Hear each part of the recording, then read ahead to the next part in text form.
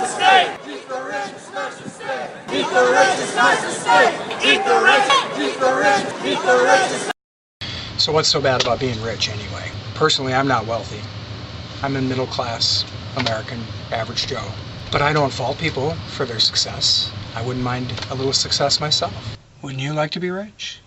If being rich is so bad, then why are so many people lining up to buy lottery tickets? And what do you get when a liberal Democrat wins the lottery? A Republican. Get off my money! Lately the news has been all about the Fiscal Cliff and what to do. The Bush-era tax cuts are about to expire, and we're all looking at a major tax hike if something isn't done about it. The Republicans want to cut deficit spending. Spending cuts will, in fact, reduce the deficit. The Democrats want to renew the tax cuts for everybody except for the rich. And it's only right that we ask everyone to pay their fair share. The big debate is about what the problem is. Are we not taxing enough? We ask the wealthiest Americans to pay their fair share in taxes. Or are we spending too much? Spending's the problem, not taxing. We don't have a tax problem, we got a spending problem. The Democrats say that we need to ask the rich to pay their fair share. And the Republicans say that that is not good for the economy because it will stifle economic growth. After looking at both sides and hearing all the questions and hearing any answers that may be given, what are we to take from all this? What is it? Is it that we don't tax enough, or is it that we spend too much?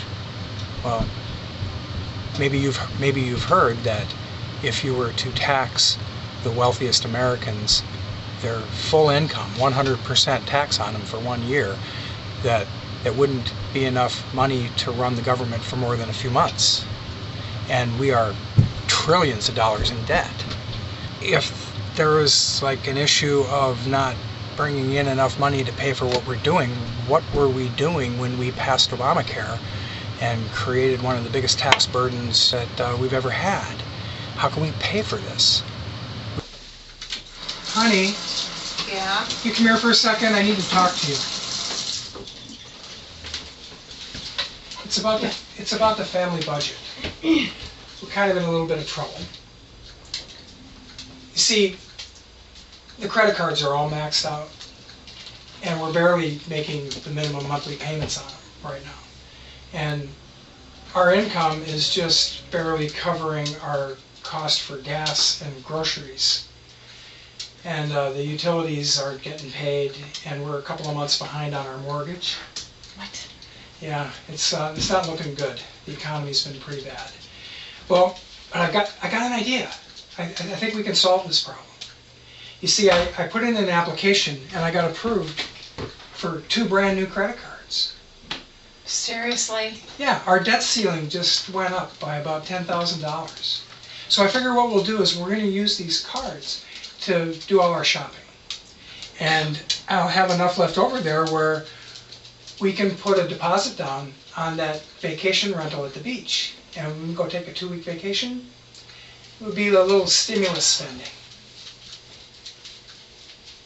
You think?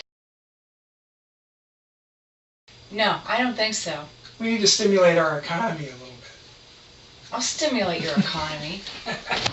Well, it seems that in the past there have been those that have proposed solutions that have been successful. One of the favorite presidents of liberal Democrats was John F. Kennedy. He may have been very liberal on a lot of social policy, but he knew the economy. Food and across the board, top to bottom cut in both corporate and personal income taxes. It will include long-needed tax reforms that logic and equity demand. The billions of dollars this bill will place in the hands of the consumer and our businessmen will have both immediate and permanent benefits to our economy. Every dollar released from taxation that is spent or invested will help create a new job and a new salary. And these new jobs and new salaries can create other jobs and other salaries. and more customers and more growth for an expanding American economy. Cutting taxes has always led to economic growth, more revenues than increasing taxes, because when the economy grows, people make more money, businesses expand, hire more workers, more people paying taxes, more revenue being taken in by the federal government, prosperity for everyone. Ronald Reagan, one of my favorite conservative presidents, he inherited one of the worst economies ever. When taxes are lowered, economic growth follows. And economic growth is good for just about everyone, especially the poor. It gives them a ladder they can use to climb out of poverty. And for those who aren't poor, but who are by no means rich, and that's most of the people in America, economic growth gives them options they never had before. In 1981, our critics charged that letting you keep more of your earnings would trigger an inflationary explosion, send interest rates soaring, and destroy our economy. Well, we cut your tax rates anyway, by nearly 25%.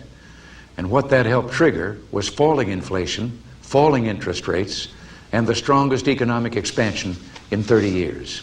His tax cut policies increased revenues by stimulating economic growth, pulled us out of the recession, and led us into one of the most prosperous periods that our country has ever known. So when we examine this whole issue about this fiscal cliff coming on, and we listen to both sides and we hear what they have to say, the Republicans are stuck on cutting spending. And the Democrats just seem to be focused in on and stuck on the demagoguery of class warfare, turning the rich against the poor, make the rich pay their fair share. But is that really going to work? If you were one of the wealthy, and if they were going to increase your taxes, is that going to motivate you to produce more so that you can just pay more? So what are we going to do? See, it's not just a choice of either cutting spending or increasing taxes. Neither one of these by itself is going to solve the problem. Yeah, we got to cut spending. Government has spent money like drunken sailors, saddling us with trillions of dollars in debt. Our children, our grandchildren, their children, they'll never be able to pay it off. Increasing taxes, do the math. We never raise enough money doing that. We need to rethink this. It's cut spending and cut taxes. Let's take a lesson from history and apply some things that we know will work, that make sense.